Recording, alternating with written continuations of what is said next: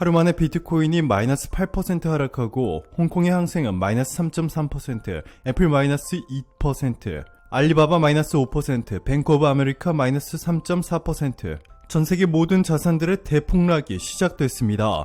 전세계 투자자들을 공포에 몰아넣고 있는 가장 큰 이유는 바로 중국의 대기업 파산, 부동산 개발업체 헝다그룹의 파산 우려감 확산과 중국 당국의 홍콩 부동산 규제 가능성 제기 등 악재가 겹치면서 홍콩에 상장된 중국 부동산 개발업체 시닉홀딩스는 이날 오후 투매가 나오면서 주가가 하루 만에 87%나 급락, 거래가 중단되기도 했습니다. 헝다의 위기가 전염될 수 있다는 우려가 커지면서 보험 은행주도 고전했습니다. 헝다의 총 부채는 작년 말 기준 1조 9,500억 위안, 우리 돈으로 약 350조 원에 달하며 중국 당국이 금융 리스크 축소와 주택가격 안정을 위한 각종 조치를 내놓으면서 경영난이 가중된 상태입니다. 헝다가 가지고 있는 350조 원 부채의 만기 일부가 바로 내일까지인데요. 헝다그룹이 이를 갚지 못하면 파산은 확정됩니다. 헝다가 파산하면 중국을 시작으로 전 세계 부동산이 폭락할 수 있고 중국의 보험회사 은행들도 상상을 초월하는 손실을 입으면서 이 피해는 중국에서만 머물지 않고 전 세계로 빠른 속도로 확산될 예정입니다. 헝다는 이번 주 채무에 대한 이자를 지급해야 하지만 불가능할 것이라는 관측이 지배적입니다.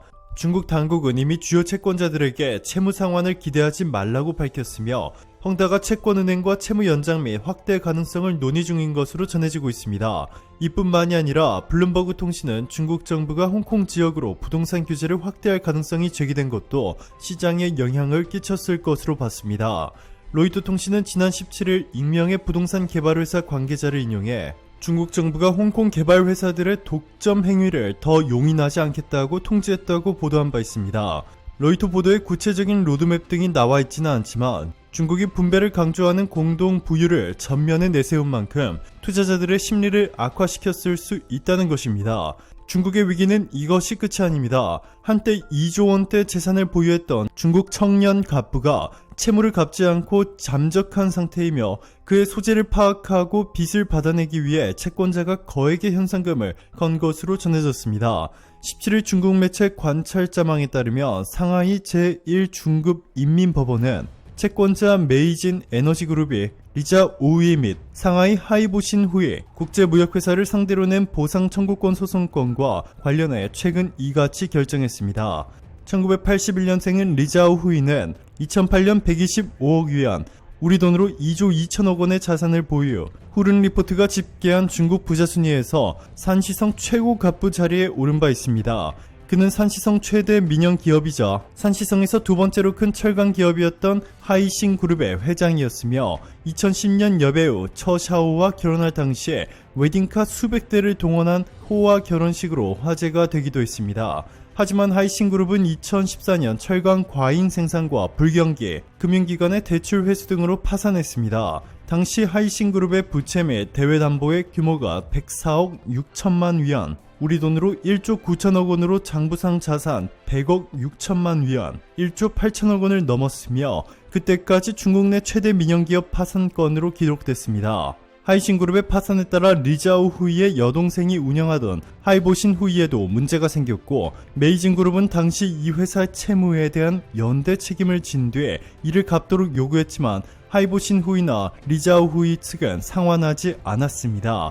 메이징그룹은 2017년 소송에서 승소했지만 하이보신 후이 측은 상환 능력이 없다고 밝혔고 리자오 후이도 이미 재산이 없다는 입장에 행방불명인 상태입니다. 그런 만큼 이번에 메이징그룹이 법원에 신청해 현상금까지 걸게 된 것입니다. 메이징그룹은 하이보신 후이로부터 2억 1천여만 위안, 383억 1천만 원 및 이자를 받아야 하며 리자오 후이는 미청산 부분에 대해 25%의 연대 청산 책임이 있습니다. 메이징그룹은 향후 1년 내에 리자오 후이의 행방을 찾는 데 성공하면 제보자에게 10만 위안, 약 1,824만 원을 지급하기로 했습니다. 또 하이보신 후이나 리자오 후이의 명의에 숨겨진 재산을 찾는 데 도움을 줄 경우 실제 받아낸 금액의 10%를 포상금으로 준다고 밝혔습니다.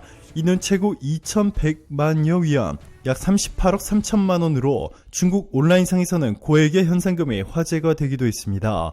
이렇게 국가 파산 위기로까지 몰린 중국. 그런데도 중국은 고개를 뻣뻣이 든 채 한국에 이렇게 말했습니다. 한국, 너네들이 미국에 기운 것인지 중국에 기운 것인지 당신들 스스로에게 물어봐라 라고 말이죠.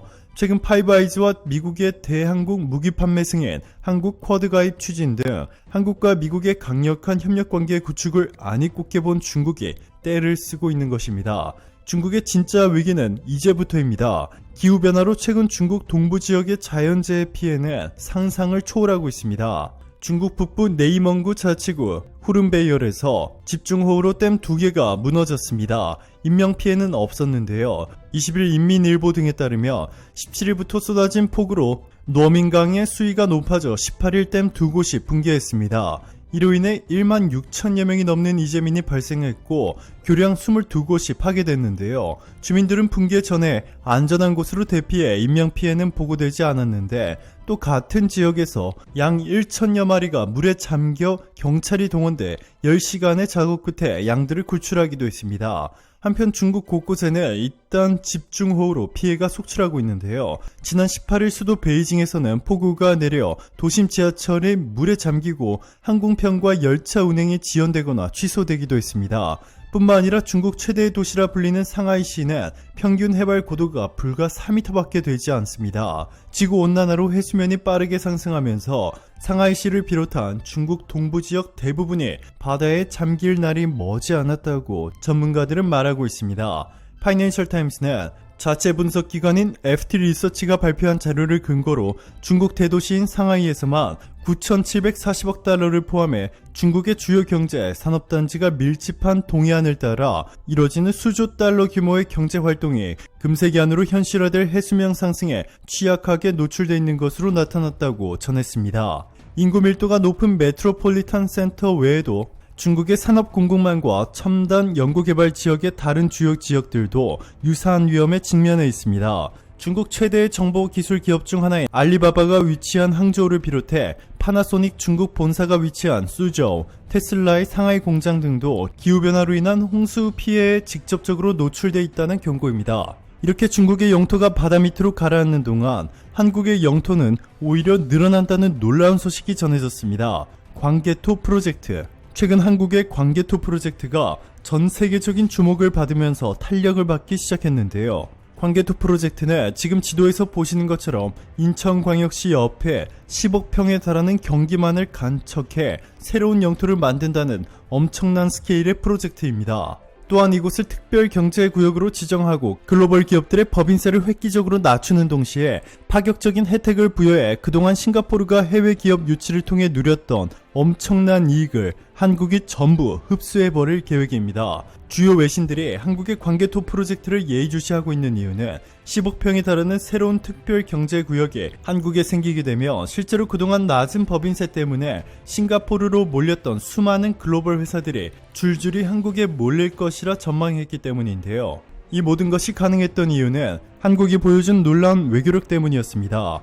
얼마 전 29년간의 공직 생활을 마무리한 유명희 본부장을 중심으로 한국은 아시아 최초로 이스라엘과 FTA를 맺는 데 성공했고 세계 인구 4위이자 동남아에서 가장 경제 규모가 큰 국가인 인도네시아와 세계에서 두 번째로 FTA보다 강력한 세파를 체결했습니다. 뿐만 아니라 아시아 최초로 중미 5개국과 한 번에 FTA를 체결한 기적을 만들어냈고 심지어 영국과도 브렉시트 후 아시아에서 가장 먼저 FTA를 체결했습니다. 그것도 모두 한국에 유리한 조건으로 말이죠.